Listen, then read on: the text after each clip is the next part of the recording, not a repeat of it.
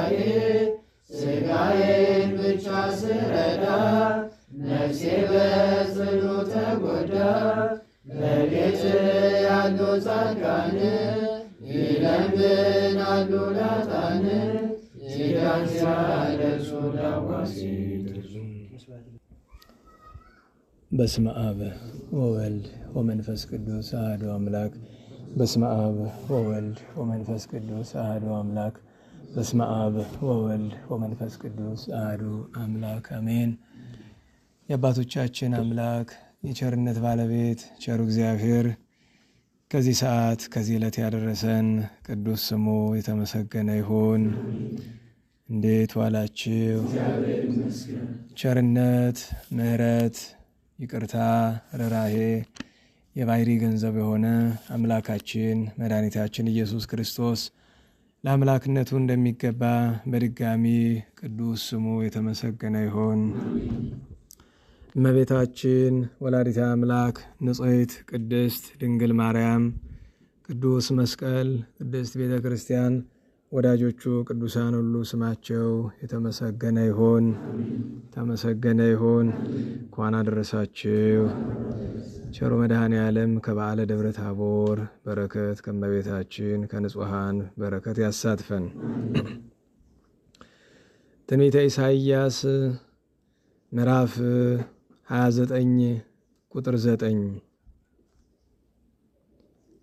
ደከሙ፣ ደነገጡ፣ ሰከሩ፣ በወይን አይደለም በጠጅም አይደለም፣ እግዚአብሔር የእንቅልፍ መንፈስን አፍሶባቸዋል። ዓይኖቻቸውን የነቢያትንም ዓይን የተሰወረውንም የሚያዩ የአለቆቻቸውን ዓይን ጨፍኖባቸዋል። ይህም ሁሉ ነገር እንደታተመ መጽሐፍ ቃል ሆኖባቸዋል። ማንበብን ለሚያውቅ ይህንን አንብብ ብለው በሰጡት ጊዜ እርሱ ታትሟልና ማንበብ አልችልም ይላቸዋል። ደግሞም መጽሐፉን ማንበብ ለማያውቅ ይህንን አንብብ ብለው በሰጡት ጊዜ እርሱም ማንበብ አላውቅም ይላቸዋል። ጌታም አለ፣ ይህ ሕዝብ በከንፈሮቹ ያከብረኛልና ልቡ ግን ከኔ የራቀ ነውና በከንቱ ያመልኩኛል፣ ሰው ሰራሽ ትምህርትንም ያስተምራሉ። ስለዚህ እነሆ ይህ ሕዝብ በድጋሚ እንዲፈልስ አድርጋለሁ፣ አፈልሳቸዋለሁም። የጥበበኞችንም ጥበብ አጠፋለሁ፣ የአስተዋዮቹንም ማስተዋል እሰውራለሁ።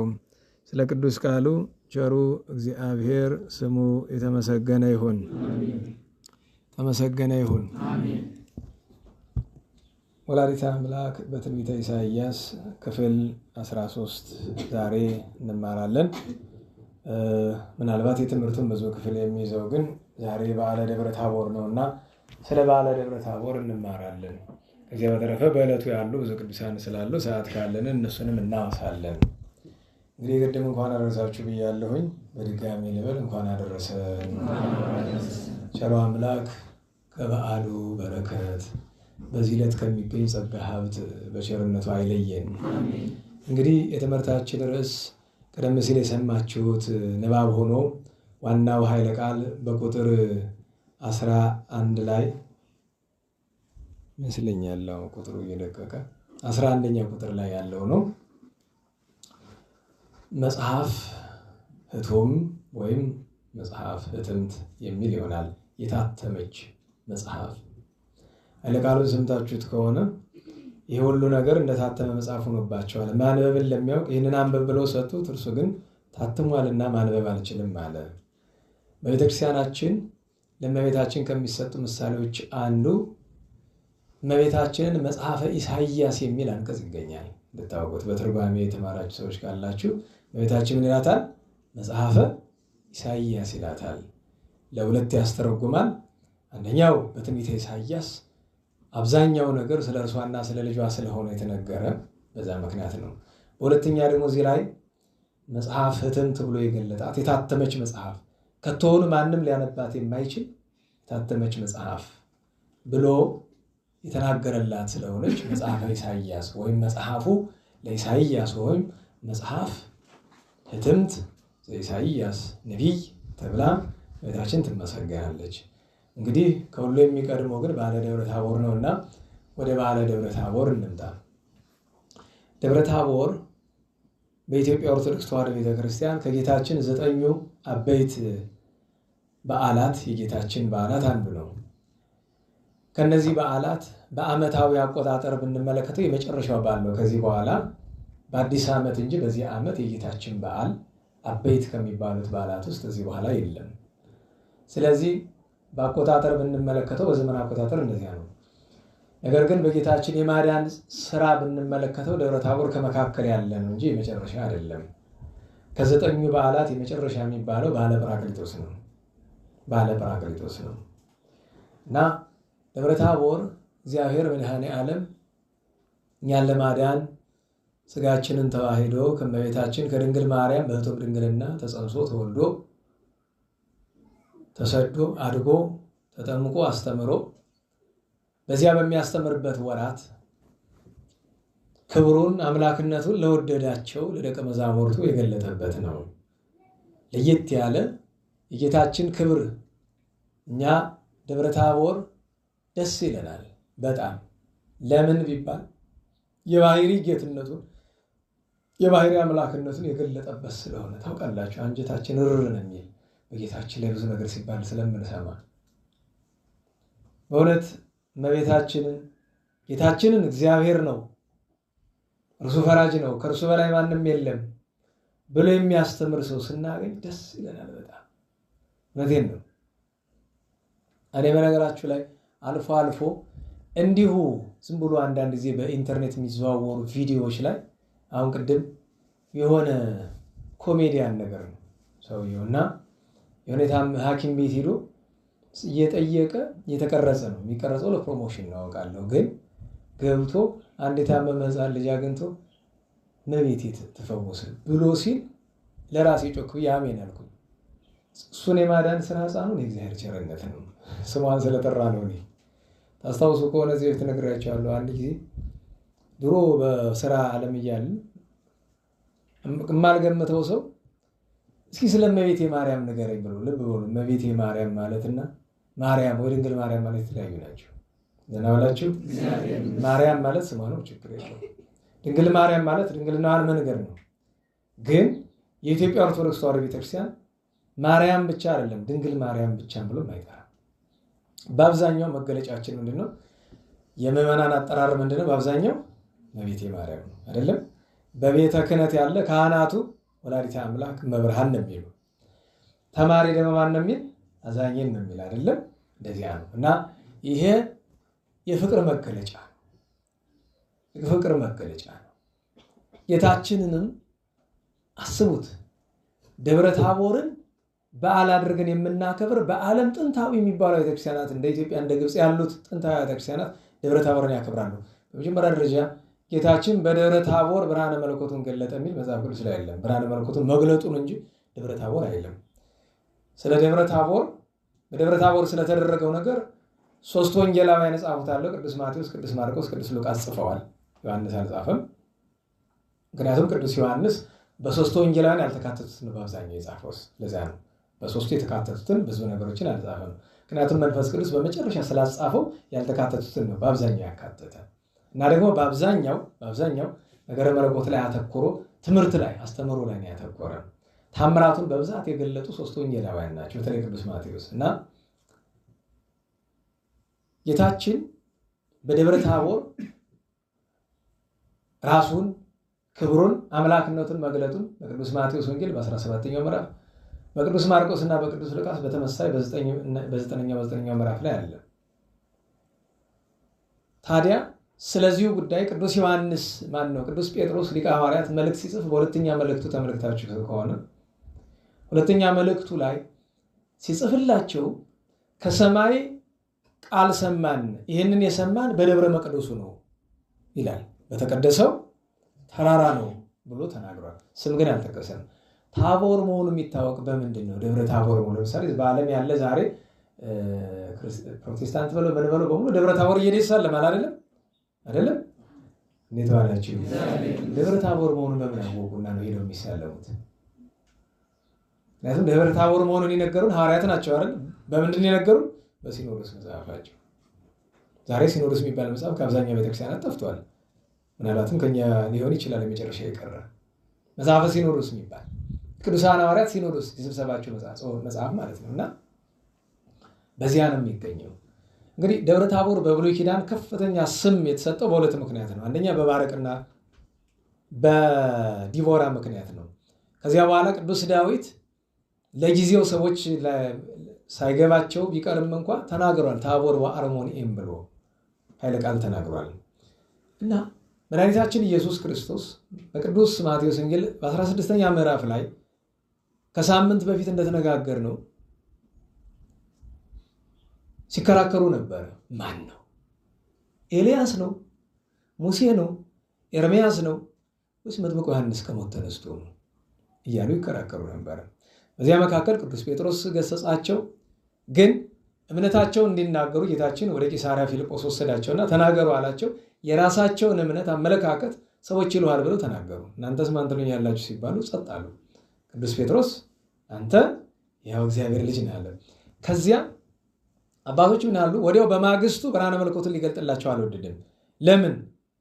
ትናንት እንጂ እንደዚህ ብንለው ዛሬ እንዲያደረገ መባልን ስለሌለበት ምክንያት ለማጥፋት በጣም ቢርቅ ደግሞ መዘንጋት ስለሚመጣ ይህንን ቅዱስ ጴጥሮስ ከተናገረ በኋላ 6 ቀን አልፎ በሰባተኛው ቀን ጌታችን ወደ ደብረ ታቦር ይዟቸው ወጣ። እንግዲህ ደብረ ታቦር እንደምታውቁት በሰሜኑ የእስራኤል ክፍል ነው ያለው፣ በላይኛው ክፍል ነው እና ከገሊላ ባህር በስተ ምዕራብ አቅጣጫ ይገኛል ይሉናል። እዛ ኢንተርኔቱ ምናምን ላይ የጻፉ ሰዎች በዛ ቪዲዮ ምኑን ፎቶውን ማየት ስለሚቻል ያዩም ሰዎች እንደዛ ይላሉ። በአካል ሄደን አናውቅም። ታውቃላችሁ ሄዳችሁ ዝም እያሉ እኔ ግን ይገርመኛል። ድንዝዝ ትላላችሁ አይደለም? ሄዳችሁ ታውቃላችሁ? ነው በጠጋ ሄዳችሁ ነው በክንፍ አንድ ወዳጅ አለ እንደው ጧጧት የተነሳችሁ ተከስሻችሁ እንዳስሶት የሚል እየቀለደ ነው እሱ ቤት አይደል? ክንፍ እንዳታበቅሉ ፍና ተሳልቆ ይባላል። ታውቃላችሁ ፍና ተሳልቆ? አዎ። እና ወደ ደብረ ታቦር ይዟቸው ሄደ። ይዟቸው ወደ ላይ ሲወጣ 9ኙን እታች ቆዩ አላቸው። 8ቱን የሚል መጽሐፍ ለምንድን ነው? ይሁዳ ከቁም ነገር ስለማይቆጠር ነው። 9ኙን ከታች አድርጎ 3ቱን አዕማደ ሐዋርያት የሚባሉትን ቅዱስ ጴጥሮስን፣ ቅዱስ ያዕቆብና ቅዱስ ዮሐንስን ማለትም የዘብዴዎስ ልጆች ሁለቱና ቅዱስ ጴጥሮስን ይዟቸው ወጣ። እነሱ ወደ ተራራ ሲወጡ የሚገምቱት ብዙ ጊዜ ጌታችን ወደ ተራራ እየወጣ ጸሎት ያደርሳል። ጸሎት የሚያደርሰው ስርዓተ ጸሎት ለማስተማር ነው። አባቶቻችን ምን ይላሉ? ጌታችን ጸሎት ለማድረስ ስርዓተ ጸሎት ለማስተማር ለምንድን ነው ተራራን የሚመርጠው ብለው ቢሉ ብዙ ምክንያት አለው። ሁለቱን መጥቀስ ይቻላል። አንደኛ ተራራ ከመሬት ምን ያለ ነው እና ወደ እግዚአብሔር ጸሎት እናደርጋለን ባላችሁ ጊዜ ትንሽ ከዓለሙ ሀሳብ ተለዩ። ትንሽ ከዚህ ከምድራዊ ነገር ትንሽ ከፍ ብሉ። ሁለተኛ ነገር ተራራ የምን ምሳሌ ነው? ቤተክርስቲያን ነው። ስለዚህ ጸሎት ማድረግ የሚገባ የት ነው? ቤተክርስቲያን ላይ ነው። እና እንደዛ መስሏቸው ነበረ። እውነትም ብርሃነ መለኮቱን ከመግለጡ በፊት ጸሎት ሲያደርስ በብሉይ ኪዳን በነበረው ስርዓት ነበረ። እንደዛ ሲያደርግ እነሱ ያንን እየተመለከቱ ነበረ። ከዚያ ድንገት ፊቱ የጌታችን ከፀሐይ 7 እጅ፣ እንግዲህ ከፀሐይ 7 እጅ ማለት ሌላ መለኪያ ስለሌለ ነው። ምክንያቱም ሰው ፀሐይን ቀላ ብሎ ማየት ይችላል? ንገሩኝ። አይችልም። ከዚያ 7 እጥፍ ቢሆን እንዴት ነው የሚሆነው? እንደ ፀሐይ አበራ። በነገራቸው ላይ ፊቱ የሚለው በግልጽ የሚታይ ፊቱ ስለሆነ ነው እንጂ ከራስ ጠጉሩ ለእኛ ሲል ከተዋህደው ክቡር ሥጋ ከራስ ጠጉር እስከ ጥፍሩ ድረስ ሙሉ ነው ያበራ። ከዚያ ግን ልብሱ ደግሞ ምን አለ? ወኮነ ልብሱ ጸዓዳ ከመ በረድ፣ እንደ በረዶ ነጭ ሆነ ይላል። ምሳሌ እዚህ ሐጽጽ ነው። በምን ይመስለው? በሌላ ወንጌል ክፍል ደግሞ ሸማ አጣቢ አጥባ ልታጸደው የማትችለውን ያክል ብሎም የገለጠበት ደግሞ አለ። በጣም እና ይሄው ስለምን ሆነ ቢሉ በፊት ጥበበኛው ሰሎሞን መንፈስ ቅዱስ አድሮበት ትንቢት ሲናገር ስለ ጌታችን እሆየ ጸዓዳ ወቀይ፣ ወንድሜ ምንና ምን ነው አለ? ነጭና ቀይ ነው አለ። መተርጎማን ምን አሉ?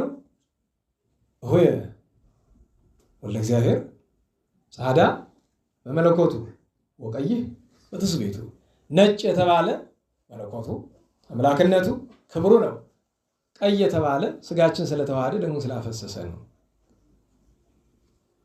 እና ነጭ ማለት ልብሱ እንደኛ እንደዚህ አይነት ነጭ ሆነ ማለት አይደለም። ነገራችሁ ላይ ነጭ ነጠላ የምንለብስበት ምክንያት እሱ ነው እንድታውቁት። ግን እንደዚህ ሆነ ማለት አይደለም። ይሄ ንጽጽር የለውም። በነገራችሁ ላይ ብርሃንና የምን ይነጻጸራል? ምሳሌነቱ እንዲያው ትንሽ ይቀርበዋል በሚል ነው እንጂ መድኃኒታችን ኢየሱስ ክርስቶስ ልብሱ ነጭ ሆነ ማለት ዝም ብሎ ነጭ አይደለም። ብርሃኑ ነው እንደዚህ ያደረገው። ብርሃኑ ከምን የመጣ ቢባል እንኳን የጌታ ቅዱሳን ታውቃላችሁ አይደል? ብቃታቸው በነፍሳቸው ነው ይባላል አይደል? በደንብ ሲበቁ የነፍሳቸው ለምናቸው ይተርፋል? ለስጋቸው፣ የስጋቸው ለልብሳቸው ለበተራቸው ይተርፋል። ምክንያቱም ዱላ ያድናል፣ በትር ያድናል፣ ጨርቅ ያድናል። ለምንድን ነው ታዲያ ቅዱሳን ጨርቅ የሚያድነው?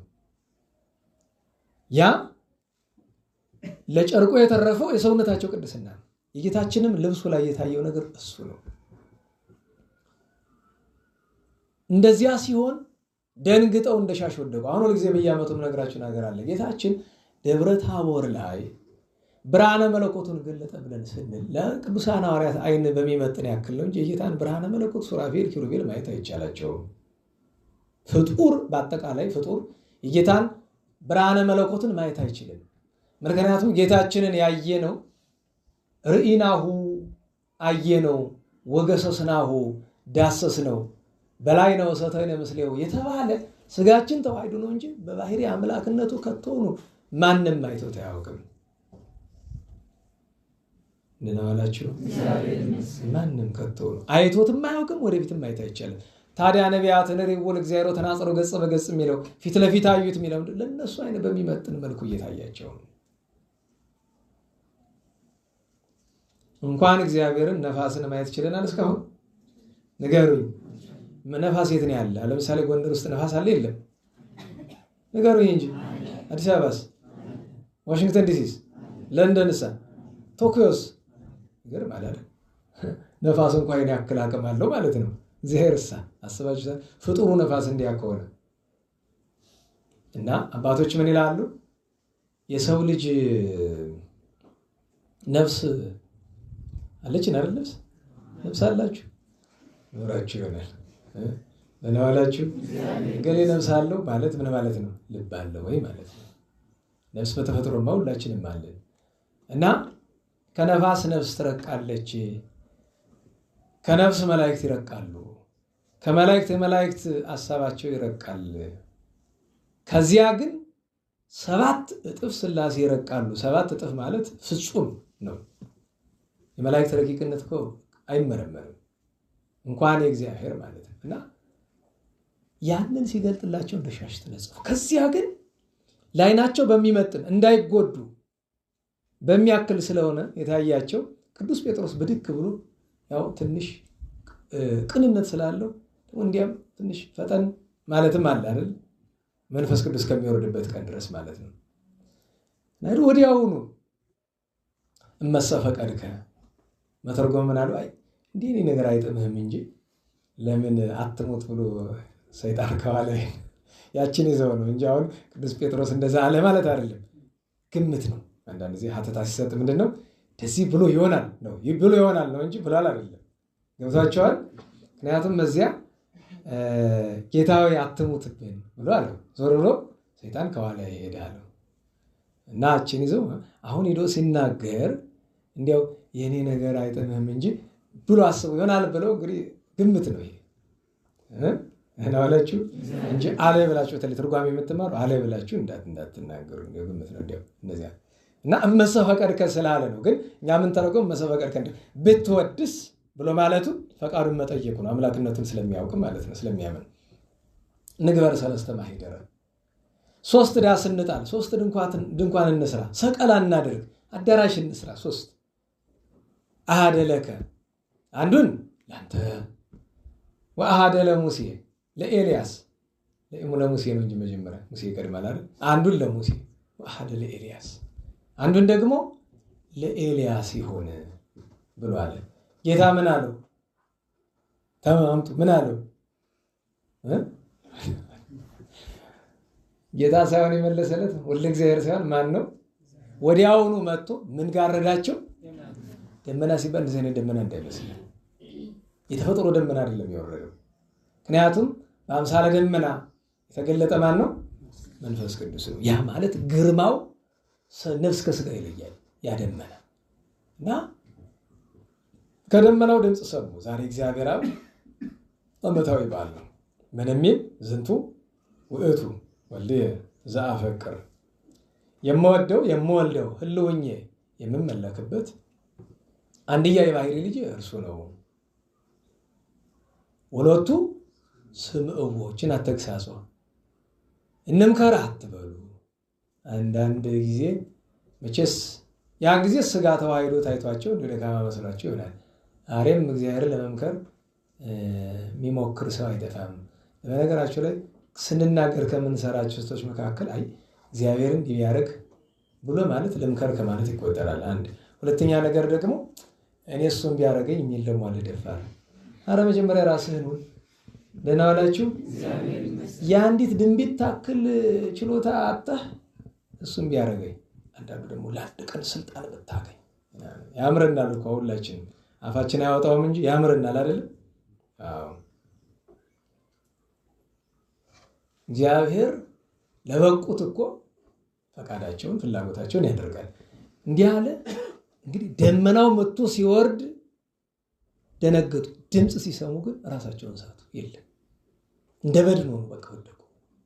የለም ያን ድምፅ መስማት በነገራችሁ ላይ ትልቅ መታደል ነው፣ ግን ያስፈራል። እንዲያ አደረጉ። ከዚያ ግን ከጥቂት ደቂቃዎች በኋላ ድስስ አረጋቸው ባለቤቱ። ቀና ቢሉ ድምፅም የለም ደመናውም የለም።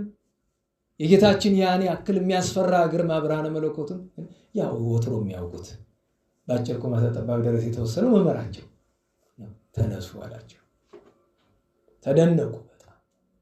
አሁን አሐደ ለከን ሲመጣ ዛሬ በጣም ብዙ ወረብ ነው ያለ ሊቃውንቱ። ገና ከምሽት ጀምሮ ዛሬ ብዙ የሚወረብ ነገር አለ። አሐደ ለከ ዛሬ መቼም ወረብ ጣል እያደረግን መሄድ ነው። ጥሩ ነው። ቀን ቀን አለው። መዝሙር አይወድም ስለምንባል ስም ይመስላችኋል? በነገራችሁ ላይ ቁጭ ስንል ወረብ እንደዚያ ነው እኮ። በነገራችሁ ላይ ወረቡን ቸብቸበውን ሳይሆን ዋናው የከበሮ የሌለው ነገር ነው። ጥሩ ለምሳሌ በሌሊት እነሱ ታቦር ወአርሞኒየም በስመ ዚአከ ይትፌሱ ብሎ መስዋኩን አይደለም ወረቡን እዚያ ሲሉ አቤት አቤት እንዴት ደስ እንደሚል ሁልጊዜ እችን የሚቃኟት የነበሩ የመርጌታ ዕዝራ ነበሩ ድሮ። ነፍሳቸውን ይማርና ሀብተ ሚካኤል ይባላል ክርስትና ስማቸውና እሳቸው ትዝ ይልናል። ታቦር ወአርሞኒየም ደብረ ርጎ ደብረ ጥሉል ለምን ትነሱ አድባር ርጓን ደብረ ዘሰምሮ እግዚአብሔር ይሐድር ውስቴቱ እያሉ ከዚያ ደግሞ ምን አሉ? አሐደ ለከ ታውቁት የለ መዝሙሩ። ይሄን እንኳ ሁሉም ለምዶታል። አሐደ ለከ የሚለውን ማለት ነው። እስቲ ያነሱት።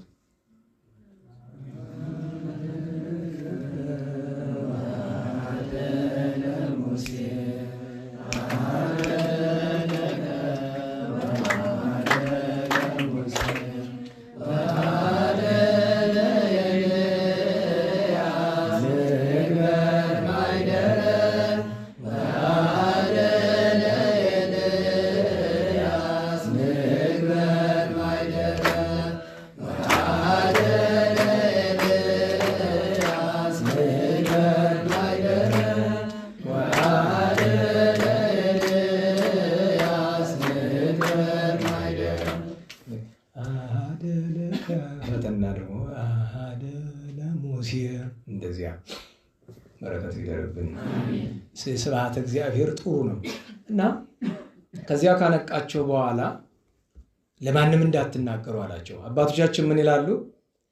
አንደኛ ጌታችን ጊዜው ሳይደርስ ራሱን መግለጥ አይሻም። ምንም ነገር መጽሐፍ ይላል በጊዜ ለኩሉ አንድም ጊዜ ገብሪ ለእግዚአብሔር።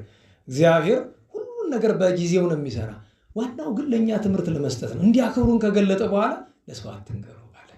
ከውዳሴ ከንቱ እንድንጠበቅ እንዲያ ብሎ ለእነሱም ትምህርት ሰጣቸው። እንግዲህ ባጭር ታሪኩ ይሄ ነው ባጭር። ከዚያ በመካከል አንድ ያልተናገር ነው ማን መጥተው ነበር? ሁለት ነቢያት ሙሴና ኤልያስ መጥተው ነበር። ሲነጋገሩ ታይተዋቸዋል። አሁን እንግዲህ መጀመሪያ አንድ አጭር ነገር እነጋገር። መድኃኒታችን ኢየሱስ ክርስቶስ ለምንድን ነው በደብረ ታቦር ክብሩን የገለጠ? መጀመሪያ ደብረ ታቦር ለምን ይሸዋል ላልጠፋ ተራራ ቢሉ ትንቢቱ ምሳሌው ድርስ ይፈጸም ዘንድ ትንቢት ታቦር ወአርሞንኤም በስመ ዚአከ ይትፌሱ ወይሴብሑ ለስምከ ተብሎ በቃለ ዳዊት ተነግሯል። መዝሙር 88 ላይ ተነግሯል። በሌላም ደብር ርጎ ደብር ጥሉል ብሎ አመስግኖታል። ስለዚህ ትንቢቱን ለመፈጸም ምሳሌ ሳቢሉ በመጽሐፈ መሳፍንት ምዕራፍ 4 ላይ የምታገኙት ታሪክ አለ። እስራኤላውያን በዘመነ መሳፍንት ዘመን እግዚአብሔርን ማምለክ ትተው ጣዖት ሲያመልኩ የአሦርን ሰው ላከባቸው። ኢያቢስ የሚባል አንዳንዶቹ ያደርጉታል ኢያቢን ይላሉ። እንደዚያ የሚባል ንጉሥ ባርነት ውስጥ አስገባቸው። ታዲያ እንዲገዛቸው የላከው ማን ይባላል? ሲሳራ ይባላል። ሲሳራ 900 የተደራጀ ሰረገላ ነበረው። እንግዲህ ሰራዊቱ ብዙ ነው። ሰረገላ በዛ ዘመን ውድ ነው። 100 ሰረገላ ያለው እንኳን በጣም ኃይለኛ ነው። 900 ሰረገላ ነበረው። በዚህ ምክንያት እስራኤል ፈርተው ይገብሩለታል። ኋላ ጥቂቶቹ ወደ እግዚአብሔር ሲጮሁ በዚያ ወራት እስራኤልን የሚገዛ መስፍን አይደለም የነበረ። እስራኤልን የምትገዛ አንዲት ሴት ናት። ማን ትባላለች? ዲቦራ የምትባል ነብይት ነበረች። ትዳር ያላት በነገራችሁ ላይ ትዳር ያላት ነብይት ብቻ አይደለም እስራኤል የምታስተዳድራቸው እሷ ነበረች። እንዲሁ በብሉይ ኪዳን ጨርሶ ጨለማ ሴቶች አቅም የሌላቸው መብት የሌላቸው እንዳይመስላችሁ ስትገዛ ነበር።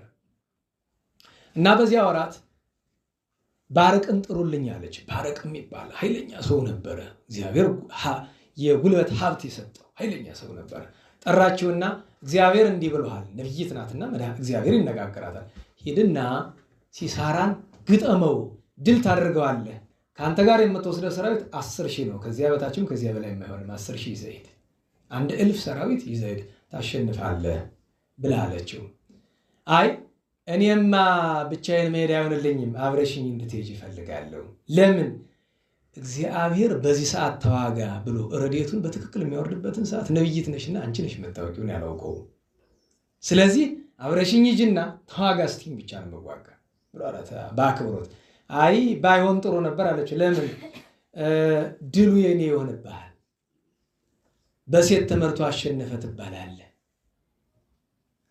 እንደዚህ መባል በባህላቸው ምን ያህል ከባድ እንደሆነ የምታውቁት በዮሐንስ ወንጌል ምዕራፍ 4 ላይ ሳምራዊቷን ሴት ታስታውሷታላችሁ? ቅድስት ፎቲና ሂዳ ለሰምራን ሰበከችላቸው አይደለም? እዛው ወንጌል ላይ ተጽፏል። ከዛ ጌታችንን ካዩት በኋላ ምንድን ነው ያላት? አኮ በነገረ ዚአኪ ዘአመነ ቦቱ፣ አንቺ ነገረሽን በአንቺ ስብከት እንዳመነ እንዳታስቢ፣ አላ ለሊነ ርኢነ ወጠየቅነ፣ እኛ ራሳችን አይተን ተረድተን ያመንበት አሉ። በሴት አመኑ እንዳይባል ማለት ነው። የእስራኤል ባህል ላይ አንዱ ትልቁ ከባዱ ነገር ይሄ ነበር። እንደሱ ስትለው እሱ ግን ይህ የሚያስጨንቀው ሰው አይደለም። እንደናችሁ የግል ክብሩ የሚያስጨንቀው አይደለም። ኧረ እስራኤል ይዳኑ ችግር የለውም እሱ ነው ዝም ብለሽ አለ። ሄደች። ታቦር ተራራ ላይ ነው ታዲያ የምትገጥመው አለችው። ለምን? በኋላ ጌታ ለሚሰራው ነገር ምሳሌ ማሰራት ስለፈለገ አዟታል። ወደ ታቦር ይዘሽ ሂጂ አላት። ወደ ታቦር ይዛ ወደች 10,000 ሰራዊት። ያን ጊዜ ሲሳራዬን ሰማና ያለውን ሰራዊት በሙሉ ይዞ ወደ ታቦር ወጣ። አሁን ግጠም አለችው። ረድኤተ እግዚአብሔር ሲመጣ አሁን ግጠም አለችው። ልክ ጦርነት ሲገጥሙ ሲሳራ ደነገጠ። ሰራዊቱ ሁሉ ደነገጠ። አለቆ እዚያው ሲሳራ ሸሽቶ አመለጠ። በሰረገላ አይደለም፣ ሰረገላ ሁሉ ተወርሶ በእግሩ ነው ያመለጠ። በእግሩ ሲያመልጥ ከጎዳና ላይ አንድ ወዳጅ ሰው ነበረው። የእሱ ሚስት ኢያቤል የምትባል ነበረች። አንዳንድ መጽሐፍ ኢያኤል ይላታል፣ ኢያቤል የምትባል አባ ጊዮርጊስ ኢያቤል ይላታል። መጽሐፍ ቅዱስ ላይ ኢያኤል ይላል የአማርኛ መጽሐፍ ቅዱስ። እና ከሷ ሲደርስ ባሏ የለም እና አትፍራ ና ይዞ ግባ ተደበቅ ብላ አስገባችውና የሚቀመጥበት ሰጠችው። ውሃ ጠምቶኛል እባክሽ አጠጭኝ አላት። የወተት ማስቀመጫ ነበረትና ያንን ወተት አነስታ እንካ ጠጣ አለችው። እንደ ወዳጅ ያንን ግጥም አድርጎ ጠጣ። በይ ከብር ነሽ ቁሚ፣ ማንም ቢመጣ ሲሳራ ገብቷል ቢሉሽ አልገባም በያቸው፣ እኔ ትንሽ ጋደም ልበል አላት። ጋደም አለ። ወጣ ብላየች፣ ዞር ላየችና ተመልሳ ቤቷ ዙሪያው ድንኳን ነው። አንዱን ካስማ አነሳቸው። ካስማ ታውቃላችሁ? ለቸካል አይነት መዶሻ ይዛ ሄዳ በዚህ ዛሬ ሴት ታሪክ ቀን ነው። ዲቦራ አይ አንዳንድ ጊዜ ያስፈልጋል ወንድ ሲጠፋ ሴቱ ሙያ ይይዛል። እውነቴን ነው። እንደዚህ አድርግ። የሚገርመው ነገር ምን ያህል እጇ ቢበረታ ነው። ሴት ናት። በዚህ አልፎ ሙሉ አካሉን አልፎ ችካሉ መሬት ውስጥ ገብቶ ነበር። በጉልበት በግድ በኋላ ይወጣ። ከዚያ እንደዚህ አድርገው እንግዲህ ምን ይላል እዚያው ላይ ተንፈራግጦ ሞተ። በሀበ ተራገጸ በህየ ሐስረ ይላል። ሐስረ ባለው ተዋርዶ ሞተ። በሴት እጅ ሞተ ማለት በድሮ ያሰፍራል። በኋላ ታውቀው የለ የአቤሜሌክን ታሪክ ደግሞ በዛው በመጽሐፈ መሳፍንት ወፍጮ በዳር አሸራተለካ ፈጥፍጣው የለ ቅዱስ ዳዊትም ተናግሯል። ስትዋጉ ግድግዳ አትንኩ ብሏቸዋል ለሰራዊቱ። ከዛ እያባረረ ሲመጣ የነበረው ባርቅ ሲሳራ ነው የተሻለው አላት። አምላክ ጠላትን እንደሱ ያደርገው ግባ እናየው አለችው። ገብታየ ታዲያ አባ ጊዮርጊስ ሲያመሰግናት እመቤታችን ምን አለ? ዝቴ ማርያም በረከታ ለኢያቤል። ለምን? ሲሳራ የዲያብሎስ ምሳሌ ነው። ደህና ዋላችሁ። የዲያብሎስ ምሳሌ በረከታ ለምን አላት ብሎ ኋላ ባርቅና ዲቦራ አመስግነው መርቀዋታል፣ ባርከዋታልና በረከታ ለኢያቤል ቤቷ በበረከት ሞልቶላታል። የእስራኤልን ጠላት ጣዖት አምላኪውን ስላጠፋች ማለት ነው ኢያቤል የምትባል ሴት። እና ታዲያ ለምንድን ነው ደብረ ታቦር ላይ ያደል እንዲደረግ የተፈለገ ቢባል ሐዋርያትን ጠላት በልባቸው ገብቶ አምላክነቱን እንዳያምኑ አንድ ጊዜ ነብይ ነው አንድ ጊዜ ተራ ሰው ነው እያለ የሚያሳስባቸውን ጠላት ለማሸነፍ ነው ወደ ደብረ ታቦር ይዟቸው ወጣ። ሲሳራ በዚያ ተሸንፏል። ዲያብሎስን ደግሞ ጌታችን በደብረ ታቦር አሸንፎታል። ታዲያ ታቦር ነው እንጂ አርሞኒየም የምንጣለው ቢሉ ጥንቱንም አባራሪ እስከ አርሞኒየም ሄዷል። የማን የነባርቅ በዚህ በጌታችን ታሪክ ሳቢሉ ጌታችን ብርሃነ መለኮቱን ሲገልጥ ትንቢቱ እንዳይቀር ከደብረ ታቦር እስከ አርሞኒየም ብርሃኑ ሄዶ ታይቷል እዚያ ድረስ። ታዲያ በዚያ ምክንያት ነው ትንቢቱ ምሳሌ ሊደርስ ይፈጸም ነው። ታዲያ እንዴት ዋላችሁ? ቅዱሳን ሐዋርያትን ይዟቸው የወጣበት ዋናው ምክንያት ምንድን ነው? አንድ ቅዱስ ጴጥሮስ ወልደ እግዚአብሔር ነው ብሏል አይደለም? ንገሩኝ። እርሱ ያመነው ነገር ቢሆንም በገሃድ እንዲያይ አንድ። ሁለተኛ በፍጡር ተመስክሮ ቢቀር አጓጉል ነው። ስለዚህ በማን እንዲመሰክር? በፈጣሪ እንዲመሰክር፣ በእግዚአብሔር አብ በእግዚአብሔር መንፈስ ቅዱስ እንዲመሰክር። ከዚያ ውጪ ሌሎቹ ልባቸው ተጠራጥሯልና ወልደ እግዚአብሔር መሆኑን በአማን አምላክ መሆኑን እንዲያምኑ ለማድረግ ዋና ምክንያቶች እነዚህ ናቸው። ተያያዥ ምክንያቶችም አሉ። እንዴት ዋላችሁ? እንዴት ዋላችሁ? ከዛ አባቶቻችን ምን አሉ? ለምንድን ነው ታዲያ ተራራ እንዲሆን የፈለገ? ከከተማ ስለምን አራቀው ይላሉ። ከከተማ ያራቀበት ምክንያት ምስጢር ለማይገባው ስለማይሆን ነው። በትርጓሜ ምን ይላል? በከተማ ብርሃነ መለኮቱን ገልጦ ቢሆን ምስጢር አፈሳ ነበር ይላል። ማለት ሁሉም ሰው ያየው ነበር፣ ያስፈልግ አይደለም። ምስጢር አፈሳ አይሆን ነበር። ስለዚህ ለሚገባቸው ብቻ ለመግለጥ ለምንድነው ስምንቱ ነታች የተዋቸው ከይሁዳ ጋር የተዋቸው ቢሉ ትንቢት ተነግሮበታል። አንድ ምን ተብሎ ኢሳይያስ ምን ብሏል? ያትትዎ ለኃጥ ከመይራ ስብሐት እግዚአብሔር ኃጥውን የእግዚአብሔርን ክብር እንዳይ ያረቁታል ብሏል። ታዲያ እሱን ትቶት የማይመጣ የነበረ ጭራሽ ከሌላ ቢሉ አይ ከክብሩ ቢለይኝ በሞቱ ገባ ብሎ እንዳያመካኝ። ከዚያ ሆኖ እነሱ ግን ሶስቱ ቅዱሳን ሐዋርያት ከላይ ያዩትን ከታች ያሉት ስምንቱ አይተዋል። ይኸውም በዘኍልቍ እንደተነገረው እግዚአብሔር እስራኤላውያን በእግዚአብሔር ላይ አመፁ። ምን ብለው? ምን ዘላለምና ስጋ ነው የምንፈልገው ምናምን እያሉ መቼ ተጋቢዎች አይደሉ እዚያ ብለው ሲሉና በጣም ቅዱስ ሙሴን አስጨነቁት። ሄደና እግዚአብሔርን ጌታዬ ሆይ እኔ አንድ ነገር ልለምንህ፣ ወዳጅ ካልከኝ ግደለኝ፣ በቃኝ፣ ይህን ሕዝብ መሸከም አልችልም አለው። እንግዲህ አስቡት፣ በሚሊዮን ነው የሚቆጠሩ። አባወራዎቿ ስንት ነው? 605,000 ነው። 605,000 አባወራ ከነ ውሪው ከነ ሙሉ ቤተሰቡ መሸከም አስቡ። እውነቴን ነው። እስራኤልማ ከወሪም የከፉ ናቸው። እንደ ዛሬ ዘመን ኢትዮጵያ የኢትዮጵያ ሰው ማለት ነው። እንደዚያ ሲል ጌታችን ምን አለው? በልሽ ሸክም በዛብህ፣ አዎ በል 70 ሰው ምረጥ፣ ሸክም ያቀሉልህ፣ ስራ የሚያግዙ እና በአንተ ያሳደርኩትን መንፈስ ጥቂት በእነሱ ላይ ያሳድራለሁ ብለዋል። ምርጥ አምጣልኝ አለው። በደብረ ኮሬ በደብረ ሲና ደብተራ ኦሪቱ በነበረችበት ስፍራ ላይ 70 ሰዎችን መርጦ 70 ሽማግሌዎችን መርጦ በደብተራ ኦሪት አቆማቸው። ጌታ ከቅዱስ መንፈስ በቅዱስ ሙሴ ካሳደረው መንፈስ ቅዱስ ወደ እነሱ ሲያሳድር አንድ ሰው እየሮጠ ይመጣና ለኢያሱ ይነግረዋል። ምንድነው ሲባል ኤልዳድና ሙዳድ የሚባሉ ሁለት አረጋውያን እዛ ትንቢት እየተናገሩ፣ ምክንያቱም ሰባዎቹ እዚህ ትንቢት እየተናገሩ ነው። መንፈስ እግዚአብሔር አድሮባቸው ከዛ ኢያሱ ለመምህሩ ቀንቶ ለሙሴ ሄዶ ነገረው ለሙሴ እና ሂደን አስቆማቸው እንጂ ብለዋል። አንተ ለኔ ቀንተ ነው እግዚአብሔር ከሰጠ ሰጠ ተዋቸው ብለዋል። 72 አርድእት የነሱ ምትክ እንደሆኑ ታውቃላችሁ። የ72ቱ 70 አስገብቷል 2 ከታች እና ነይተዋላችሁ በደብረ ታቦር ባሉት ላይ እንደወረደ መንፈስ እግዚአብሔር በሁለቱ በኤልዳድና በሙዳድ ላይ ወርዷል። ልክ እንደዚህ ሁሉ ከላይ ያሉት 3ቱ ቅዱሳን ሐዋርያት ያዩትን ከታች ያሉት 8ቱ አይተውታል። ቅዱስ ጴጥሮስን ትናንት በስንክሳር ሰምታችሁታል አይደለም? ቤት እንስራ ብሎ ሲል ሰው ነው፣ ፍቅሩ ነው። ጌታችንን አይሁድ ምን ያህል እንደሚጠሉት ምን ያህል ሊገሉት እንደሚፈልጉ ያውቃል። በየትኛውም መንገድ እሱ የሚፈልገው ምንድነው? እንዳይሞትበት ነው የሚፈልግ እና እንዲያውም በተርጉማ ምን ይላሉ? እዚህ ቤት እንስራ ብሎ ያለ ሰቀላ እንስራ ብሎ ያለ እንዲህ ሲል ነው ብለው ተርጉመዋል።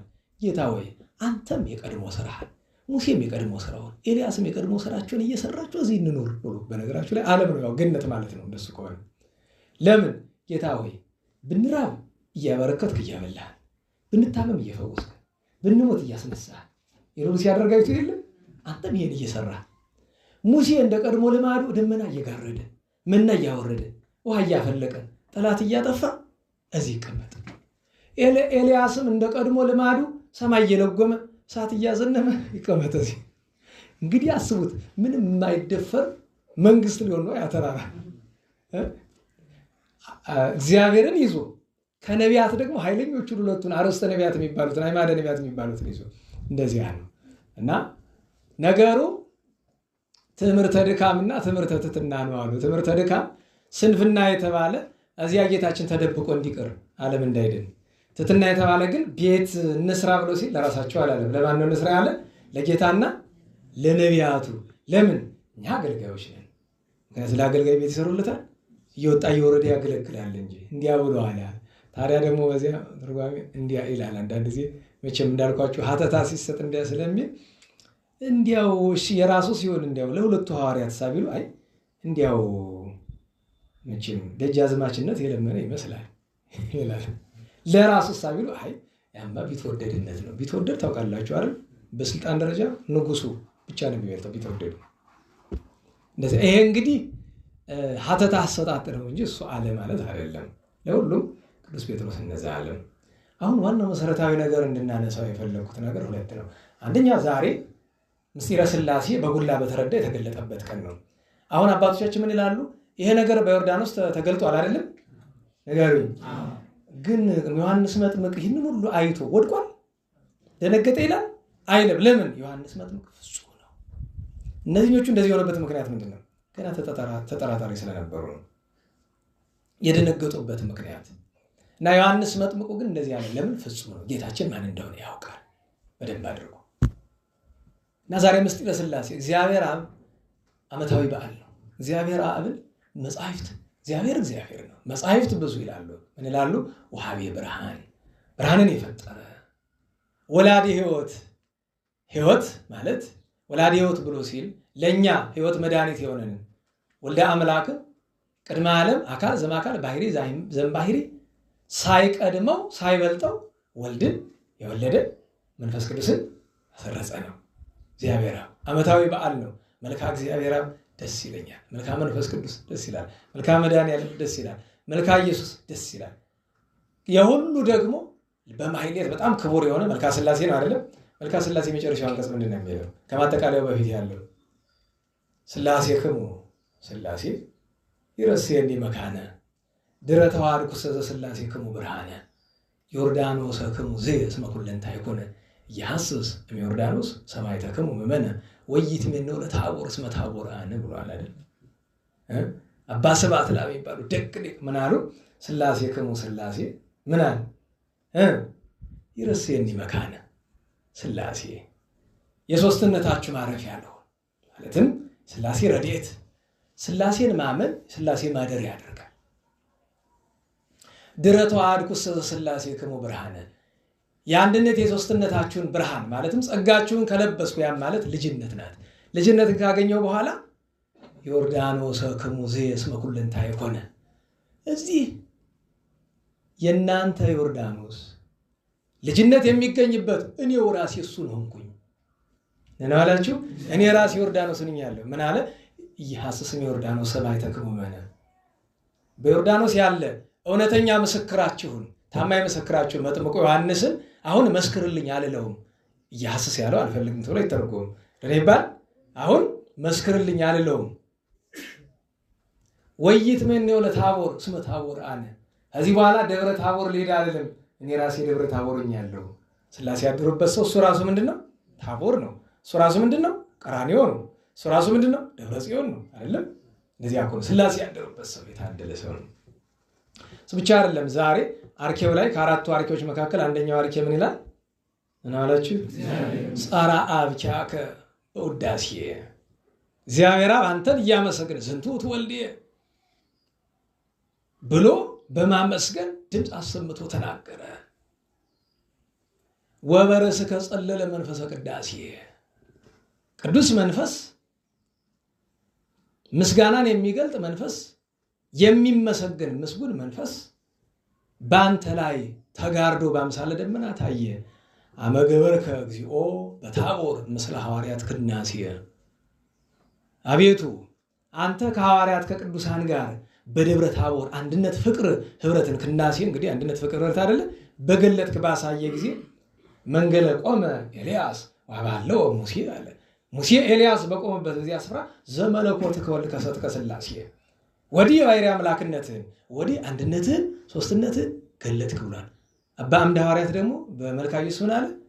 ሰላም ለልሳንከ በደብረ ታቦር ዘአልወሰሰ ለብርሃን አቢ እስከ ጸላሎቱ ታወሳል። ፀሐይን ብርሃንህ ካንተ የወጣ ብርሃን እስኪ በዘብዛት ድረስ። አዎ እንዲያ የሚል ኃይለ ቃል ይገኛል። ዛሬ በምስጢረ ሥላሴ ሰላም ለአብ የምትለው አንቀጽ ዛሬ እንዲህ መጮህ ነበረበት።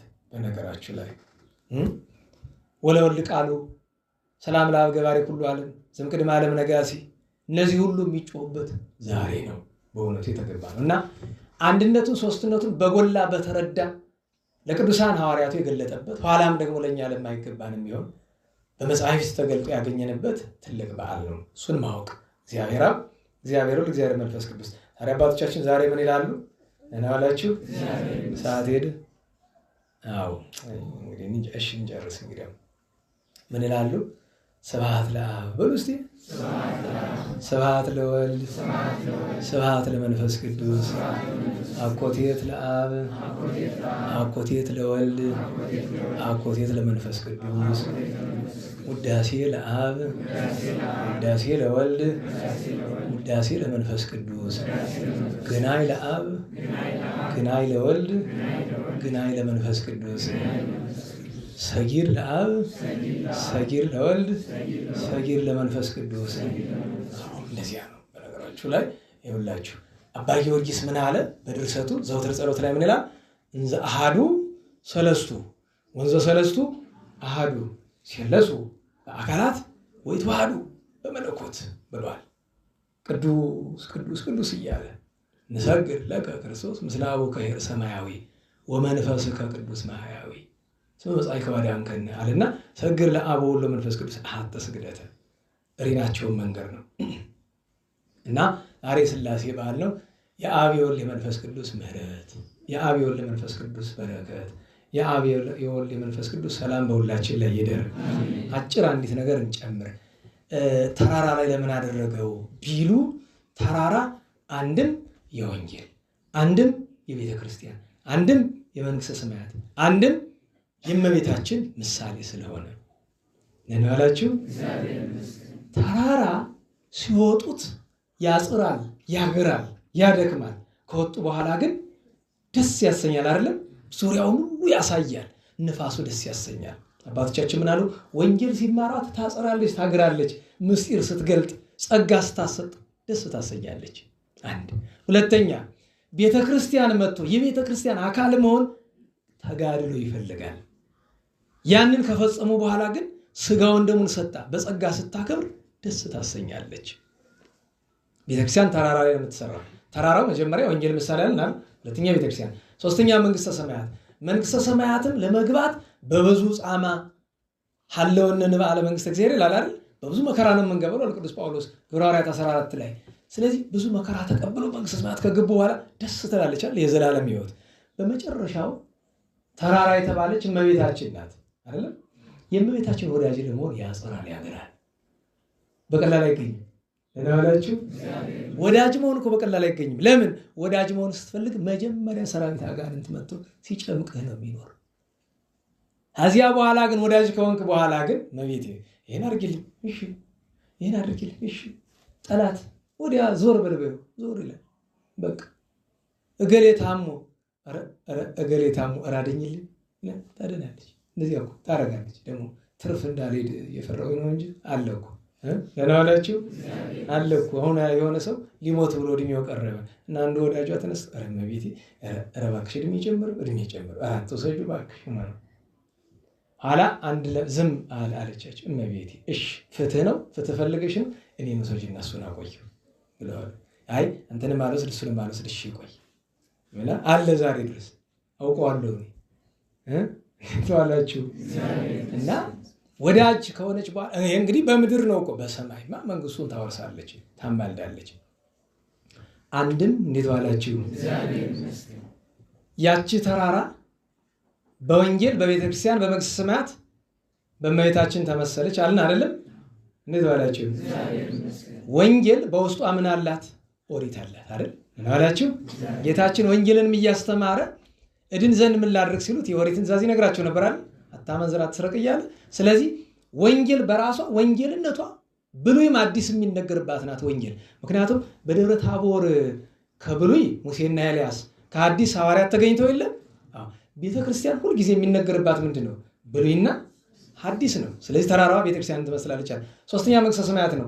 ብሉያውያን ጻድቃንም ሐዲሳውያን ጻድቃንም የሚወርሷት ስለሆነች ወደ እመቤታችን ብንመጣ ብሉይና አዲስ ለምን ያስተረጉማል ይሉ የብሉይ ኪዳን ጻድቃን የአዲስ ኪዳን ጻድቃን እኩል የሚያመሰግናት የሚሰግዱላት ናትና እስመ አስተጋብአት እምነብሊት ወሐዲስ ብሎ ያለው መጽሐፍ እሱን ነው። የሰማችሁ እንዴት ዋላችሁ ያለው እሱን ነው።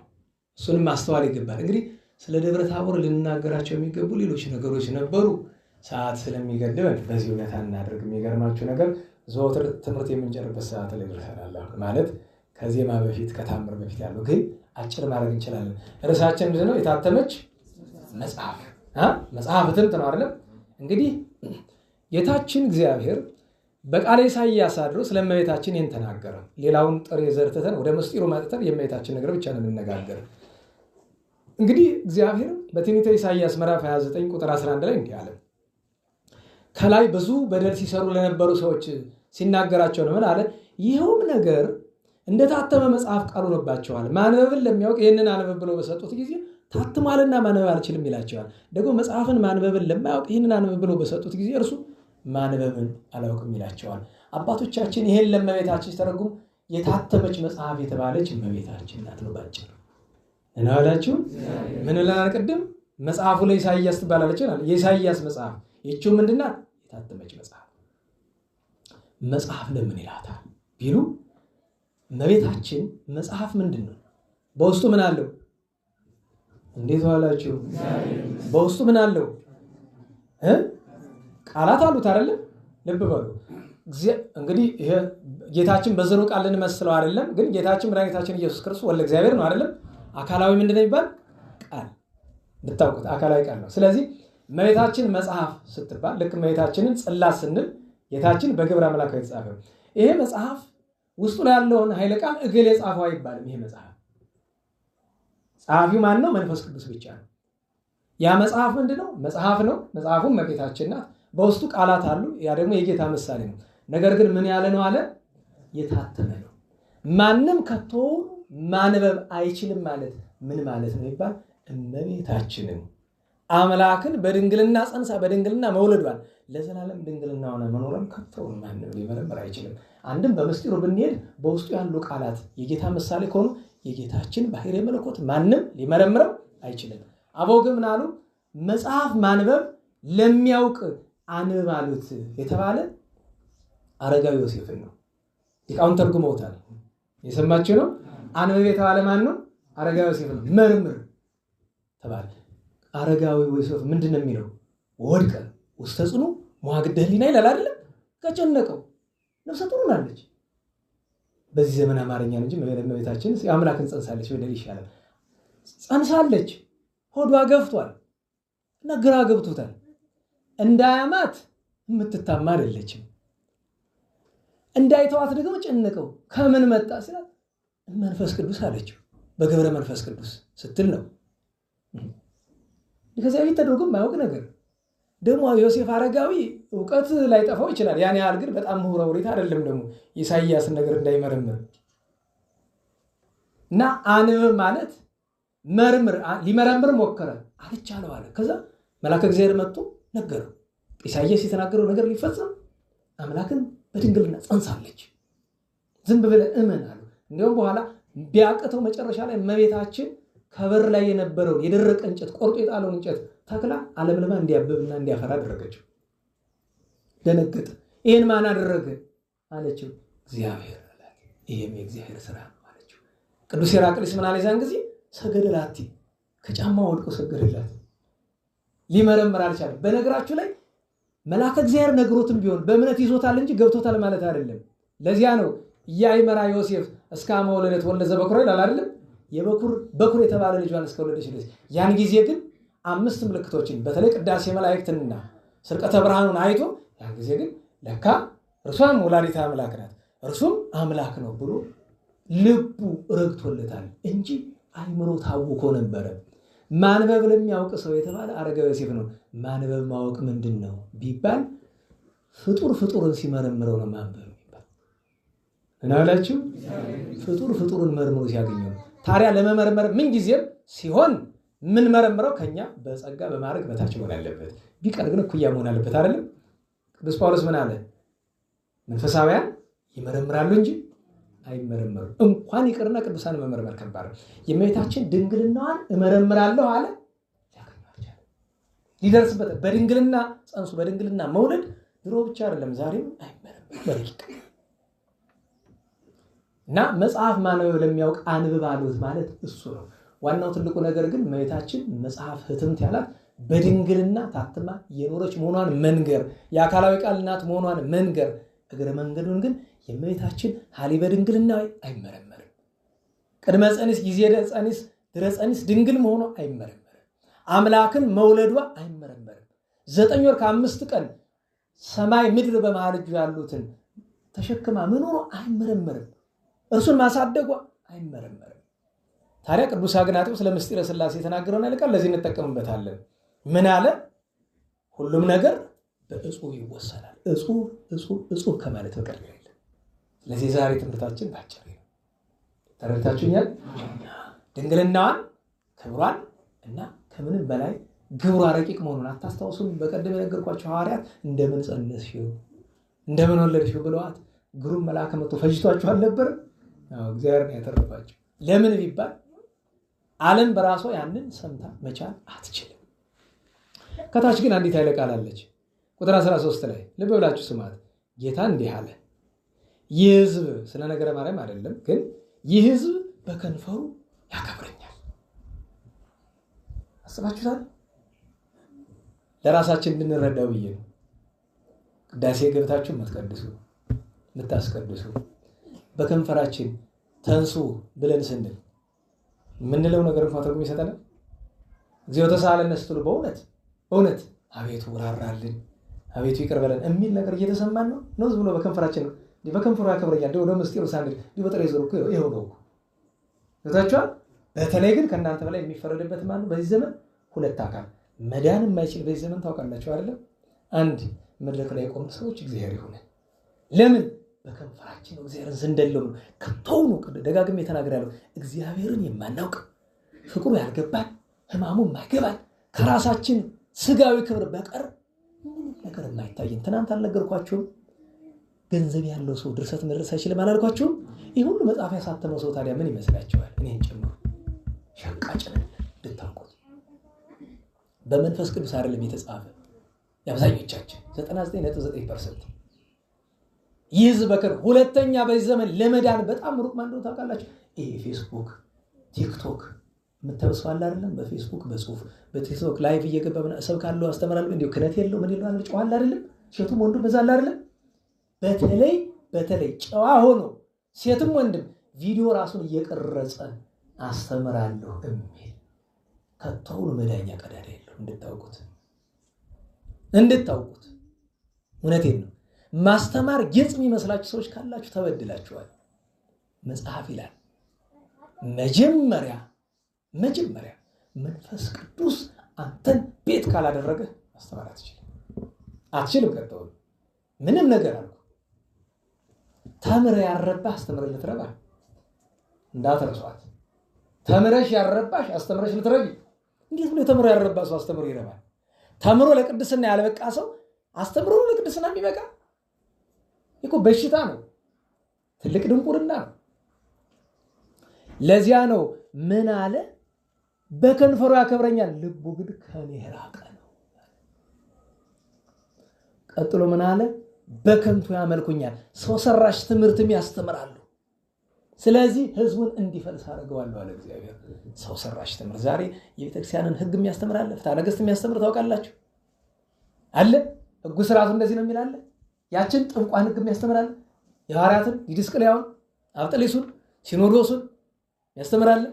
ከዚያ ሲጠቅሶ የለም ህጓችን ብቻ ናት፣ ህጓችን ናት፣ ይኸው የአባቶቻችን እች ናት የሚል ታገኛላችሁ። የምናስተምረው ትምህርት ምንድን ነው? ለራሳችንም እንዲህ ብሎ እያስተማረ እንዲያደረገ እንዳንባል መርጠን ለህዝቡ ጆሮ የሚስማማ ነገር አለ ብናስተምር። ሙተናል። ከሰማያዊ ሞት ያድነን እንጂ እኛስ ሙተናል። አጭር ታምር ልንገራችሁ እና እንጨርሳለን። እንደፈራሁት አይደለም። ይህ ነገረ ማርያም አጠር አለብኝ እንጂ ረጅም ታምር ላምጣ አጭር ይሆናል። መቼስ እስቲ እኛም እንደዋልን ነው እንዳደሩ ያሉ አሉ። ደግሞ እንደዋልን ነው በዚያም ስንል በተለይ ላደሩት ሊከብዳቸው አንዳንዱ ሰው አይኑፈስ ወላይኛ በተለይ ወንዱ አሉ አንዳንዱ እና ተመስጦ ነው እንቅልፍ ነው እላለሁ። በነገራችሁ ላይ የሚያንጎላችን ሰው ብታስደነቅጡት ድጋሚ አይተኛም። እመቤታችን ቅድስት ድንግል ማርያም ወላዲተ አምላክ በዘመናት ከነበሯት ወላጆች መካከል አንደኛው ቅዱስ ደቅስዮስ ነው። ስለ ታምር ስናነሳ ደቅስዮስን አለማሰብ አይቻልም። ለመጀመሪያው ጊዜ በሰፊው ከዛ በፊት አልተጠረዘም አይደለም፣ በሰፊው የእመቤታችን ታምራት የጠረዘ ቅዱስ ደቅስዮስ ነው። ቅዱስ ደቅስዮስ እንደዚያ ሲያደርግላት ደስ አሰኘኝ አለችው። ተገለጠችና ደስ አሰኘኝ አለችው። አመሰግናለሁ አለችው። እና አመሰግናለሁ የሚለውን ምኑን ቃል ተርጉሞ ነው ይመስላችኋል? ሰባይኮከ አይደለም ያለችው፣ ንዕድኩከ አለችው። እና አመሰግናለሁ ደስ አሰኘኝ አለችው። የሚገርመው ሰውነቱ እንደሳት ተቃጠለ በደስታ። ምን ላርግላት? ምን አርጌ ባስደስታለ? ከዛ በዓሏን አከበረ። ህዝቡ ደስ አለው። ዝክር ተዘከረ፣ ስብሐተ እግዚአብሔር ቀረበ፣ የእመቤታችን ክብር ተነገረ፣ ታምሯ ተነገረ። በዚያ ሌሊት መጥታ በሰው ፊት እንዳከበርከኝ አሁን አከበራት አላከበራት እመቤታችን የሚቀርባት ነገር የለም አይደለም። ግን ስናከብራት ደስ የሚላት ለምንድን ነው? እኛ ነን የምንከብረው፣ እሷ አይደለችም። ለፀሐይ ሻማ ያበሩለታል፣ ንገሩኝ። ባትሪ ያበሩለታል፣ ምን ያደርግለታል? በነገራችሁ ላይ ዲያቆናት ለካህኑ ሲያነብ ጧፍ እናበራለታል አይደል? ብርሃኑ ከካህኑ በፊት ለማን ነው? ንገሩኝ። አረ ተናገሩ።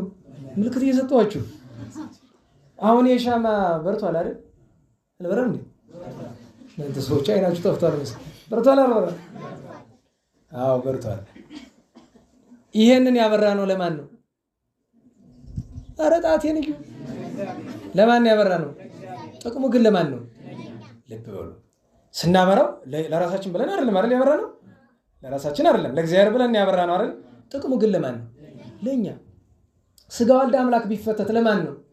ለኛ። ምዕመናን ዕጣን ገዝተው ቤተክርስቲያን የሚሄዱ ለማን ነው? ለራሳቸው እኮ ነው። ዕጣኑ እግዚአብሔር ምን ያደርግለታል? በጣም ታስደስት። ነገር ግን እግዚአብሔር ዕጣን ስናቀርብ፣ መስዋዕት ስናቀርብ፣ ማይቶት ስናቀርብ ለምንድን ነው ደስ የሚለው? እኛ ስለምንጠቀምለት ነው እንጂ እንኳን እግዚአብሔር ካህናቱስ ምን ያደርግላቸዋል? እንዲያውም እዚህ በጣም ሲኖር ኦሆ ይላል ሰው ዝም ብሎ በዚያ ሁላችሁ ሸማምተኞች ናችሁ እንዴ? እንዴው እሺ እኛ እንበል እንዴው ምክንያቱም ያንዳንዶቻችን እድሜ ያክል ከዕጣን ጋር የኖረን ሰዎች እንኖራለን አይደል? ጧት ማታ ግን እንደ አንዳንድ ጊዜ ታውቃለች እኛ ቤትም ምንድነው ቀስ አድርገው ይጠኑት እንጂ ይላል ዲያቆኑ አንዱ ተነስ ኧረ ተው ግድ የለም ቄስ ተስፋ ነፍሱን ይማር በጣም ማይጠንት ወዳጅ ነበር። እንደው ሰውዬ በቃ አፍኖ ሊገነልን ነው። በእርግጥ የማይካር ነገር ሰው ነን። ለምሳሌ በሩና መስኮቱ ቢዘጋ ያፍናሉ ሊያፍን ይችላል። ነገር ግን ብዙዎቻችሁ የምትስሉ ገና ያ ይሆንብናላችሁ ስለምታስቡ። ለምሳሌ እኔ ሳል ችግር አለ ሳል ምንም ኒሞኒያ ምናምን ተቆቆነ በጣም ጠባሳ ስቶበት ስለሚሄድ ሳል በየምክንያቱ ይመጣል። እኔ አሁን ለምሳሌ የሚያስለኝ መጣ ነው ምክንያት አይደለም። በነገራችሁ ላይ የሚገርመው ነገር እማውቀው ምንድነው ልክ ገና ዕጣኑ ሲደረግ አንዳንዶቻችሁ ገና እኮ ነው ሳይደረግ መሳል ይጀምራሉ ገና እና እኔ ሳል በጣም ያስቸግረኝ ሐኪሞች ይመጡና እንዴት ባለ እግዚአብሔር ይመስገን እንዴት ነው እግዚአብሔር ይመስገን ሳሉ እንዴት ሆነ ሲሉስ አይ ምን አለ ሌላ ወሬ ብታወሩ ሲያወሩ ይመጣላ ትዝ አለኝ ማለት ነው። ተረስቶ የነበሩ እዛው ለመሳል ነው በቃ ዝም ብሎ እና አትሰቀቁ።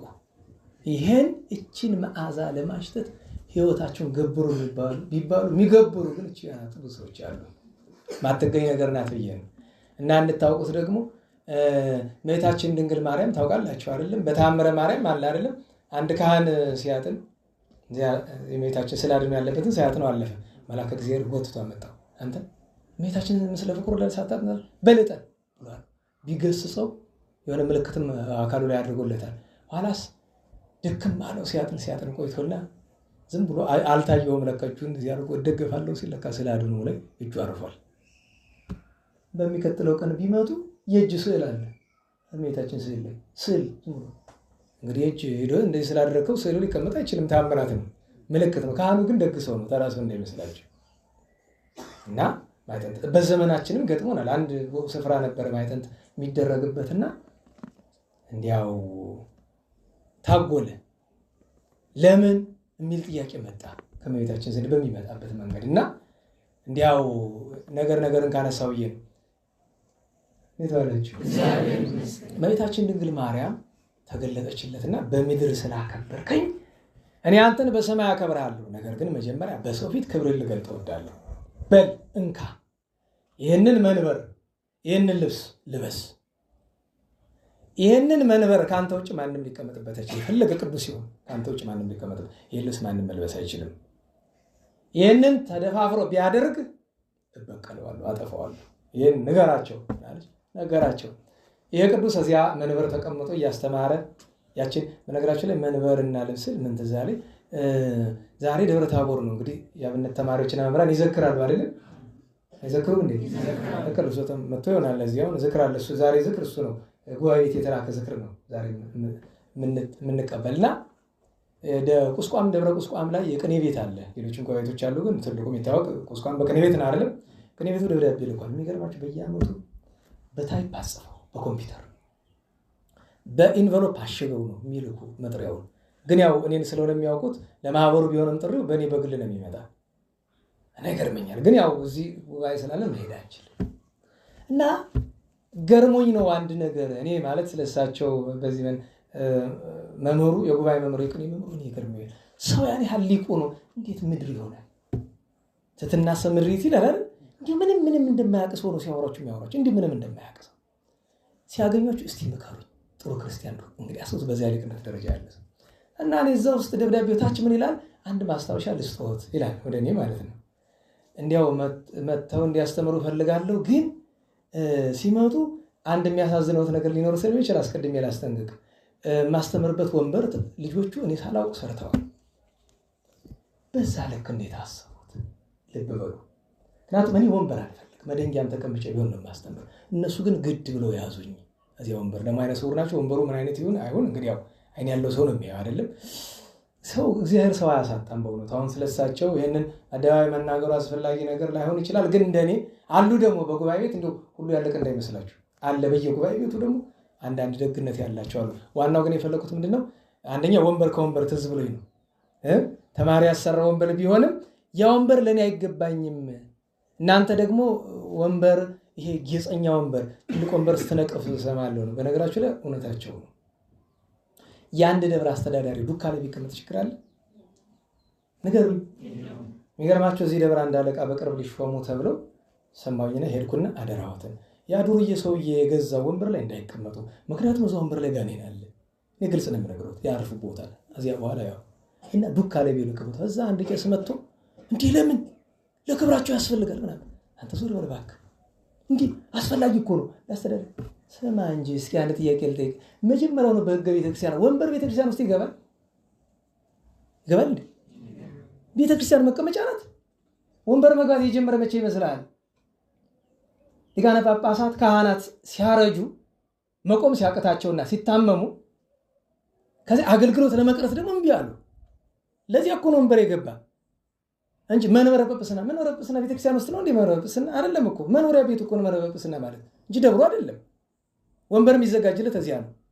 ብፁዕ አቡነ ሰላማ የምታስታውሷላችሁ? በዘጠናዎቹ የነበሩት ደጉ ሰላማ አቡነ ሰላማ በዘጠናዎቹ የነበሩት ታስታውሱም? ልደታ ሰንበት ትምህርት ቤት ጠሯቸው ያስተምሩን ነበር። አንድ ስሙት እንግዲህ ጳጳስን ያክል ነገር ሰንበት ተማሪዎች ጥቂት ናቸው ነው ያስተምሩን ነበር። እሺ ብሎ ሄዱ። ቢገቡ ጠቅላላ ሰው ግንድም አፈርም ላይ ተቀምጦ ያለ መድረኩ ላይ ግን ወንበር አለ። የወንበር ምንድን ነው አለ ሰው መቀመጫ ድሮ የነበረ ነው ዛሬ ነው የመጣ። አረ ወንበር እዚህ የለም ዛሬ ለአባታችን ብለን አስወጥነው ወደ ወሰደ። እናንተ ከጠራችሁኝ እናንተ የምትቀመጡበት ምን ይመቀመጥ አፈሩ ላይ እንዲህ ነው። አይ ቅዱስ ሰው ናቸው። እውነተኛ ሊቅ እውነተኛ አባት ናቸው። ወንበሩ ምንድን ነው? አንድ ዚህ አንበሳ ቅርጽ ታደርግበታለህ፣ አንድ ዚህ የጀርባው ላይ መልአክ ቅርጽ አድርገህ ትቀመጥበታለህ። ቆሻሻን ይዘህ እውነቴን ነው። ብዙ ወንበር እኮ ጎንደር ውስጥ ያስተዳዳሪ ወንበር ተብሎ እኮ አለ አይደል? ከኋላ የመደገፊያው የመላእክት ስዕል ተቀርጾበታል አይደል? ይሁን ጥሩ ነው። ከዚህ ከኋላ ደግሞ እዚህ ላይ መስቀል ምናምን ታደርግበታል። መደገፊያ ነው ያንተ መስቀል። እንዴ ኮኔ ያስገርመኛል።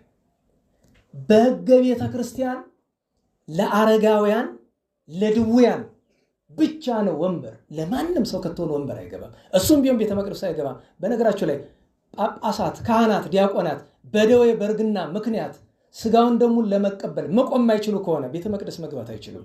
ቅድስት ላይ አስቀድሰው የሚቆርቡ በዛ ምክንያት ነው ልታውቁት። መቆም የማይችል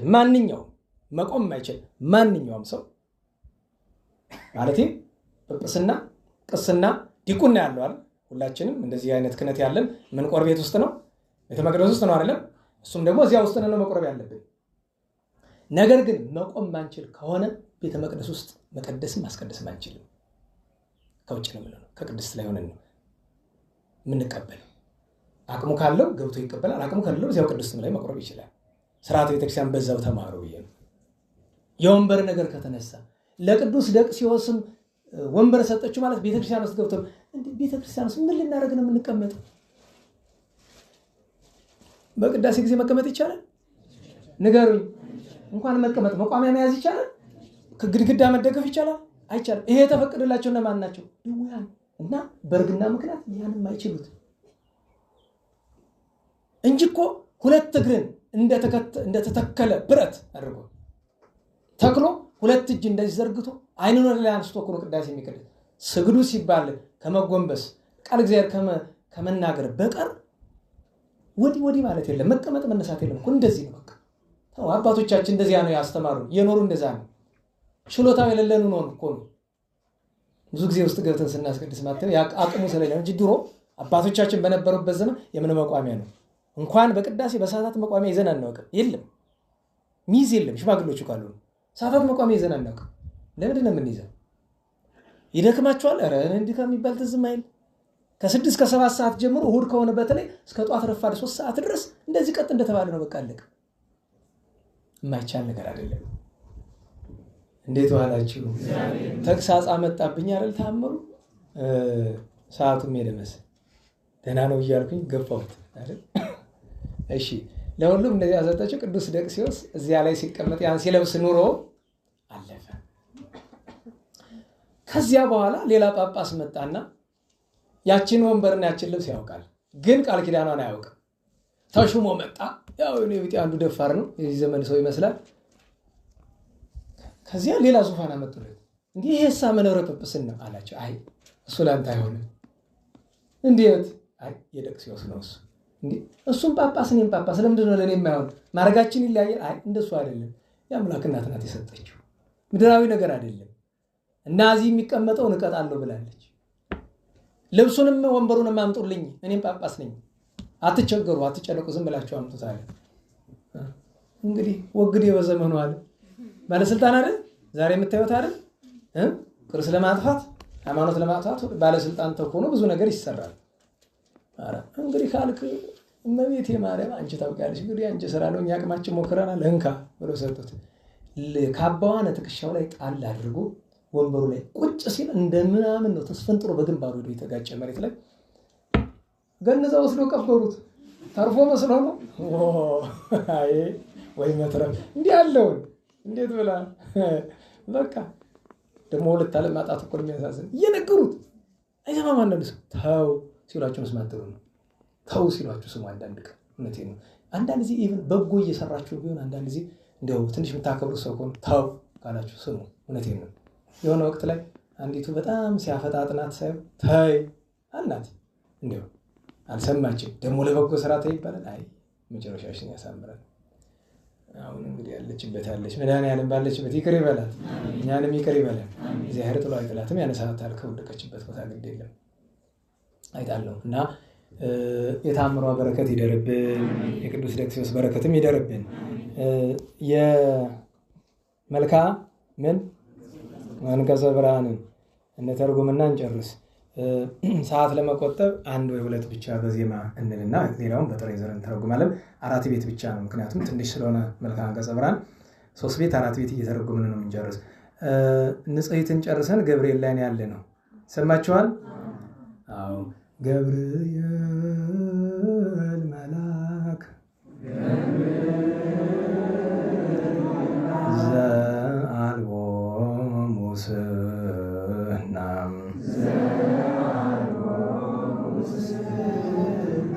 አብሰረኪ ወልደም ከመ ትውለዲ በድንግልና ማርያም ድንግል ሰማዕተ ዕጹብ ዜና ምርኒ በብርሃንኪ ሀበ እረክብ ዳህና ከመ ይመርሖ ሕፃን ለእውር በፍና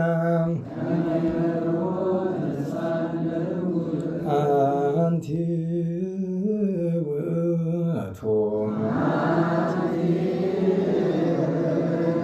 ጽርሐ ቅድሳት ታይካ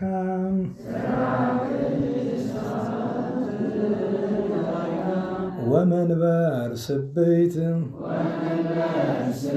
ዘእብነ ፔካም ማርያም ድንግል ዘሐረኪ ወልደ ባረካም ሰማይ በልደትኪ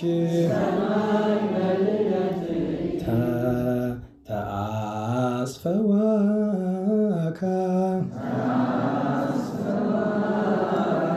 ወምድርኒ ትገብር ፋሲካ። ባጭር እናድርገው።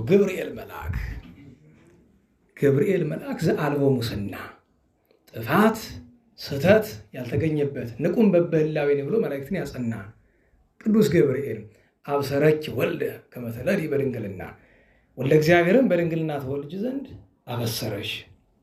ማርያም ድንግል ሰማዕተ ዕጹብ ዜና ለሁለት ያስተረገው ሰማዕተና ሰማዕተ ለሁለቱም ያስገዳል። እዚህ ሰማዕን ያለው እና ምን ይላል?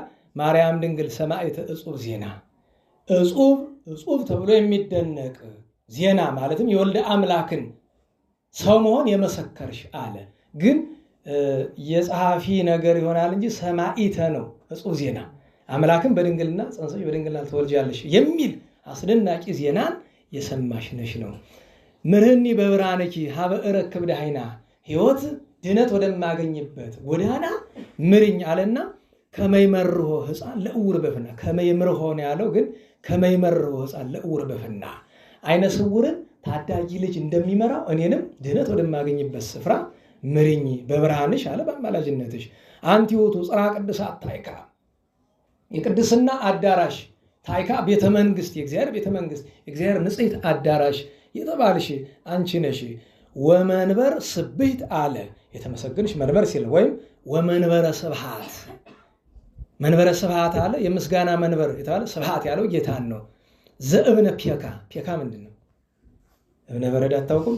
እና አላችሁ በበጎ በጎ ይመስላታልና መቼስ ውድ ነገር በእብነ በረድ ቅዱሳን ሲያርፉ ከተገኘ በወርቅ ባይገኝ ደግሞ በዚያ ነው። እብነ ሩካም ይለዋል አይደለም። እንደገና ደግሞ እብነ ፔካ ይላል። ዘእብነ ፔካ በዚያ የተሰራና ወመንበር ስብሕት እንድም መንበረ ስብሐት ዘእብነ ፔካ ማርያም ድንግል ዘሐረየኪ ወልደ ባረካ ወልደ ባረካ ማን? ሄኖክ ባረካ አባቱ ነው እናቱ? ረዝም እያሉ እንዴት ዋላችሁ? ባረካ ምኑ ናት? እናቱ። እና ምን አለ? ዘሐረየኪ ወልደ ባረካ ሄኖክ የመረጠሽ አለ። ሄኖክ በዚህ ዓለም ከመኖር በየት መኖርን የመረጠ? በገነት አይደለም? በገነት አዎ፣ ለመኖር የመረጠሽ በገነት በብሔራውያን ነውና በዚያ መሰለ ዘሐረየኪ ወልደ ባረካ አለና ቀጥሎ ምንድን ነው የሚለው? ሰማይ ብዙዎች ናችሁ እየያዛችሁ ነው እሱ ላይ ያላችሁ አለ ምን አግኝታችሁት ነው? ምን መዝገበ ምን መዝገበ ሃይማኖት የሚለው ላይ አወጥተውት ገንዘብ ያስከፍላሉ አሉ። እኔ የለኝም እሱ እኔ መጽሐፍ ነው ያለ። የመጽሐፉን እኮ ፎቶ እያነሳው ማመጣው መጽሐፉ እንዳለመጣው ትልቅ ሆነብኝ ነው። ጥሩ። ስለዚህ ምን አለ? ሰማይ በልደትኪ ተአጽፈዋካ ሰማይ ባንቺ መወለድ ብርሃንን ለበሰ አለና ወምድርኒ ትገብር ፋሲካ ምድርም ሐሴት ደስታን ታደርጋለች።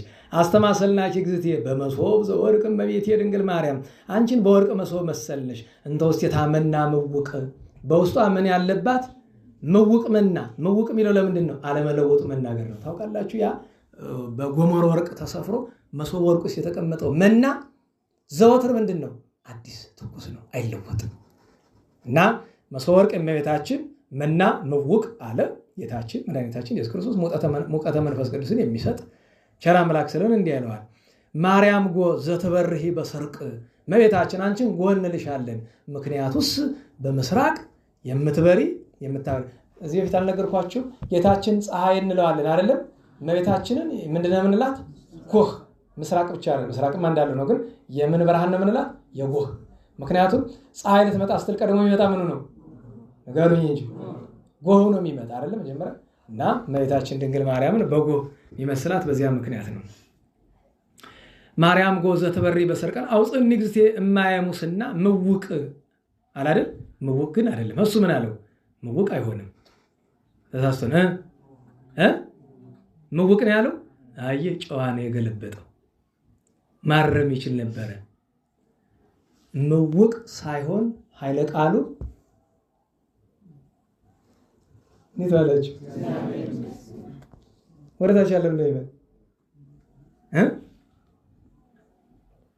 እሙቅ ነው የሚለው ኃይለ ቃሉ እንጂ አሁን በእርግጥ አውፅኒ እግዝእትየ እማየ ሙስና ምውቅ ላለው አንደኛ ላይ ምውቅ ብሎ ታች ምውቅ አይልም። ጊዜም ይሄ በጣም በሊቃውንት ዘንድ ያስተቻል። ላይ ምውቅ ብሎ ታች ምውቅ አይልም። ሁለተኛ ነገር ምውቅ የሚለውን ለመተርጎም ተፈልጎ ከሆነ ምናልባት በኖህ ዘመን በንፍር ውሃ ስለሆነ የጠፉ እንዲያው ከንፍር ውሃ ጋር ለማያያዝ መጀመሪያ ምውቅ አይደለም እሱ። ምክንያቱም ከላይ ምውቅን ለበጎ ተጠቅሞበት ታች እንደዚህ አይገለብጠውም። ስለዚህ ምንድን ነው ያለው? እሙቅ። እና እመቤቴ ድንግል ማርያም ማየ ሙስና ማለት ጠራርጎ ወደታች የሚያወርድ አይደለም እንደዚያ። ከዚያ እመቤቴ አድኛልና ከማውጾ ወልድኪ ለዮናስ ጻድቅ። አያችሁ ዮናስ ጻድቁን አሳ አንበሪ ይዞት የት ነው ሄደ? ወረድኩ ውስተ ጥንቃቃ ተደብር ብሏል አይደለም? አጣች ይዞት ይወርዳል። እና ልጅሽ ዮናስን ከዚያ እንዳወጣው እኔንም ከጥፋቱ ጥልቅ አውጭኝ አደኘኝ ነው። 3 ቤት ነው 4 ቤት ነው የሄድን? 3 ቤት ነው። አንድ እናክል እንግዲህ ከመሸ ላይ ቀር በደንብ የሚሽ ይመስላል። አንቲውቱ እሺ። አይ ከዚህ በላይ ከቀልባችሁ ሰዓቱንም ስለሚከብድ እሺ ነገ እንቀጥላለን። የደራሲው የድርሰቱ የምስጢሩ በረከት ይደርብን። ጾሞ ለማበረከት ያብቃን። ከብርሃነ ትንሣኤ በቸር ያደርሰን። ስብሐት ለእግዚአብሔር ልዑል ወለወላዲቱ ድንግል ወለመስቀሉ ክቡር ዕፀ ሣህል አሜን።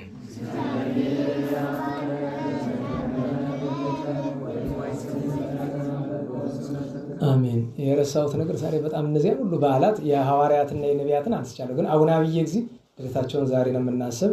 አባ ጋልዮን፣ ኦፍራ፣ ብንያም ሌሎችም ቅዱሳን ዛሬ አሉ። ነገ መስቀል ነው። በነገራችሁ ላይ መንበረ መንግስት ሄደን እንሳለማለን። በዓለ መስቀል ነው። ትልቅ በዓል ነው መስቀል። ሌሎቹ እነ ድምጥያ፣ እነ ባስሊቆስ፣ እነ ቅዱስ ዮሐንስ ቅዱስ ስምዖን እነሱ ሁሉ እንዳሉ ሆኖ ማለት ነው። እሱ እንዳንዘነጋ ነው። እንዳይረሳ ደግሞ እዚህ ተለጥፎ አይታችኋል። ስለት እዩትና እንዴላችሁ ብትከፍሉ ነው የሚሻል። ምክንያቱም መጥፎ ነገር መስላችሁ እራሳችንን መጥፎ ነገር እያስለማመድ ነው። የገና ልደታ አብዛኛው ሰው የከፈለ አይመስለኝም አይደል? ያው ግማሽ በግማሽ የሆነ ነውና መጀመሪያ የማትችሉትን ነገር አትሰሩ። ምክንያቱም እግዚአብሔር ይታዘባችኋል። በነገራችሁ ላይ እናንተ የተሳላችሁትን ከፈላችሁ አልከፈላችሁ ለጉባኤ የሚጨምረው የሚቀንሰው ነገር የለም። ብትከፍሉ ድግስ እናንተ ነው የምትበሉት። በነገራችሁ ለነዳያን ማለት ነው። ለዛው እናንተ ነው የምንመልስላችሁ። የነዳያን አሁን እየተዘከረ ስለሆነ የዛነውን ቀን ስላለ የራሳችሁ የተዘጋጀ ስላለ መልሶ እናንተ ሆናችሁ በረከቱን የምትወስዱት። እኔ ክፈሉ እየምላችሁ እግዚአብሔር ፊት ራሳችሁን አታዋርዱ። ለእግዚአብሔር አባቶቻችን ብለዋል። ታስታውሳላችሁ በቅዱስ ማቴዎስ ወንጌል ኦ ገብር ኄር ወምእመን ታማኝ ባሪያ ምንድነው? ዘበውሁድ ምእመነ ኮንከ በጥቂት ምን ብለሃል? ታምነሃል። ያኛው ገሃነመ እሳት የተጣለው ገብር እኩይ በጥቂት መታመን አልቻለም። በአንዲት ዲናር ማለት እና እሱ እንድታስቡበት ነው። ለጸሎት እንነሳ። ስብሐት ለአብ ስብሐት ለወልድ ስብሐት ለመንፈስ ቅዱስ ስብሐት ለአብ ስብሐት ለወልድ ስብሐት ለመንፈስ ቅዱስ ስብሐት ለአብ ስብሐት ለወልድ ስብሐት ለመንፈስ ቅዱስ ስብሐት ለእግዝእትነ ማርያም ድንግል ወላዲተ አምላክ ለእግዝእትነ ማርያም ድንግል ወላዲተ አምላክ ስብሐት ለመስቀለ እግዚእነ ኢየሱስ ክርስቶስ ይደሎ ለመስቀለ እግዚእነ ኢየሱስ ክርስቶስ ክርስቶስ በምሕረት ይዘከረን አሜን። ዳግም ምጽአቱ ያስታክረን አሜን። የሰቦተ ስሙ ያንቃን